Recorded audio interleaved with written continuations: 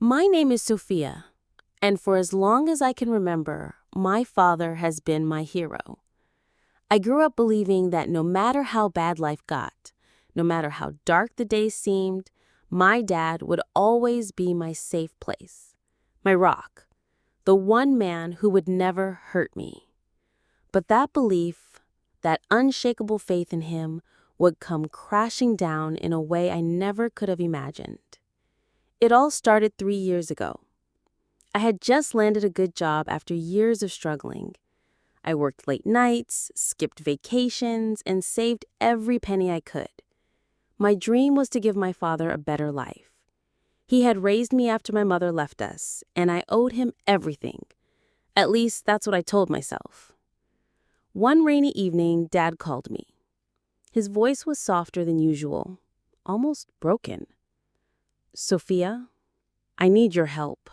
I can't keep up with the bills anymore. The house, the utilities, everything's falling apart." Without hesitation, I told him I'd take care of it. No questions asked. I didn't even think about my own expenses. From that month onward, I started paying his rent, covering his electricity, his groceries, everything. I told myself this was love. This was gratitude. For 5 years, I kept my promise. Every month, I transferred the money without fail. Sometimes I'd have to skip buying things I needed. Sometimes I'd eat instant noodles for a week just to make sure he had enough. And every time I saw him, he'd smile and say, "I don't know what I'd do without you, Sophia." Those words fueled me. They made me believe I was doing something noble. But then, something strange happened.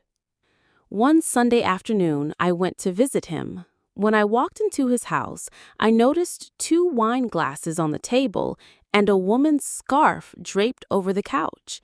I'd never seen it before. "Dad, who's here?" I asked casually. He hesitated before answering. "Oh, just a friend. You don't know her." I didn't think much of it. My father deserved companionship. If he had someone special in his life, I was happy for him.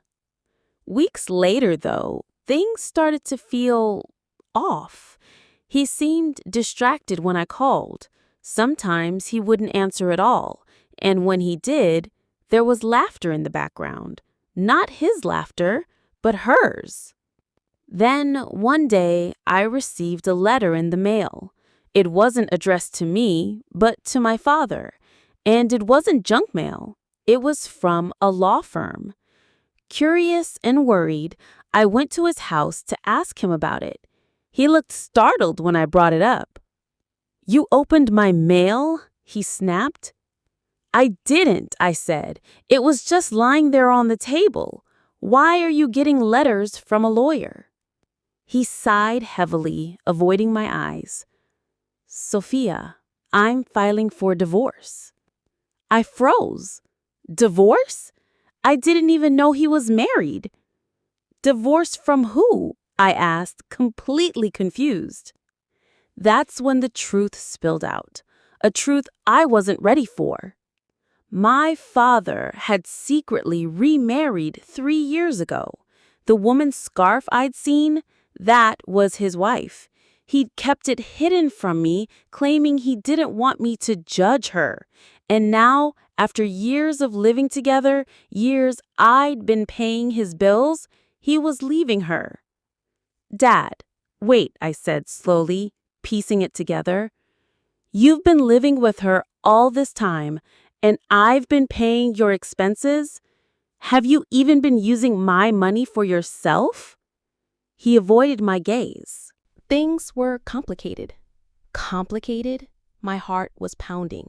All this time, I thought I was helping my struggling, lonely father, but instead, I had been supporting both him and his secret wife, a woman I didn't even know existed. I tried to stay calm. "So, why the divorce?" He finally met my eyes, and the coldness there sent chills down my spine. "Because she doesn't deserve anything from me.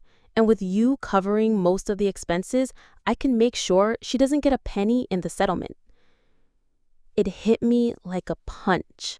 My father, the man I trusted more than anyone, had been using me. I wasn't helping him out of love. I was helping him out of manipulation. I felt sick. Dad, do you realize what you've done to me? I've sacrificed everything to make sure you're okay, and you didn't even tell me the truth. He shrugged as if I was overreacting. You're my daughter. Family helps family. You'll understand one day. No, I didn't understand, and I never would. That night, I went home and cried until my chest ached.